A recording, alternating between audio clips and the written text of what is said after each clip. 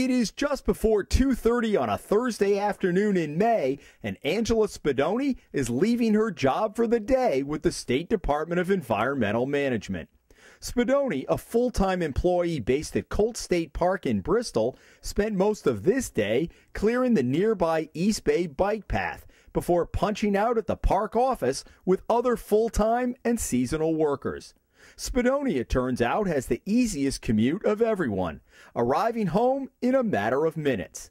That's because home for the last 16 months has been just a mile across the park, at the state-owned caretaker's house near one of the entrances to Colt State.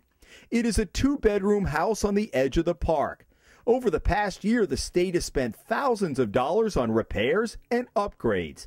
DEM officials say it is worth the investment to have someone on site to respond to emergency situations as they arise in the heavily traveled park. But the Hummel Report has learned that Spadoni, whose uncle is DEM's Parks and Recreation Chief, Robert Paquette, was living here for 15 months rent-free. We've also learned that the state picked up the tab for her heating oil and electricity, totaling thousands of dollars. We tried to ask Spadoni why. Talk to you a second. My name's Jim Hummel. No, I'm all set. For what? How you doing? Well, I just want to ask you a question, but I don't want to interrupt your phone call. No, I'm all set. Thank you.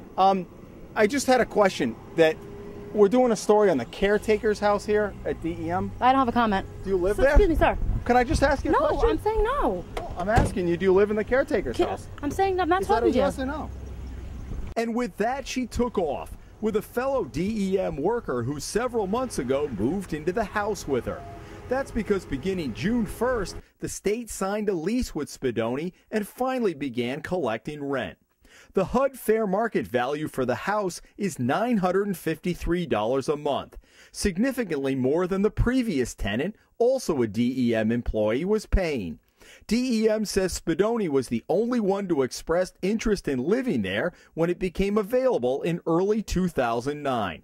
So while the fair market value is nearly $1,000 a month, the state gives her a 15% discount for surveillance, another 15% discount for responding to off-hours situations, and a 5% discount for what it says is the nuisance of living in a state-owned park. That reduces the rent by $337, for a total of $625 a month. So what about the 15 months she didn't pay? DEM Director Michael Sullivan was unaware of the situation until we brought it to his attention last week.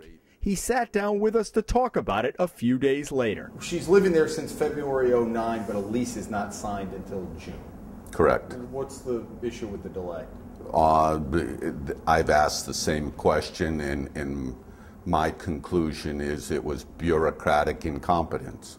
It should have been addressed in a quick fashion. We had an employee who moved out.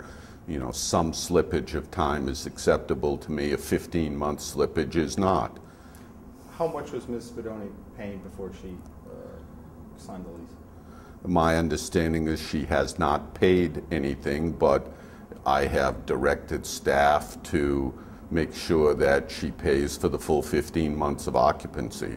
There's no freebie here. Unacceptable to me. But we've learned the back rent will not be based on the $625 a month she's now paying, but $324 a month, the amount a previous tenant had paid before Spadoni moved in. At that rate, she will owe the state a total of $4,800. In addition, she must pay back more than $1,700 in heating oil and $1,200 for electricity paid for by the taxpayers. That means Spadoni, who makes just under $32,000 a year, will be on the hook for $7,759 in back rent and utilities.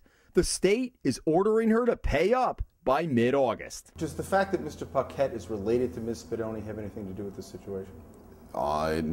If it did, then it would be inappropriate.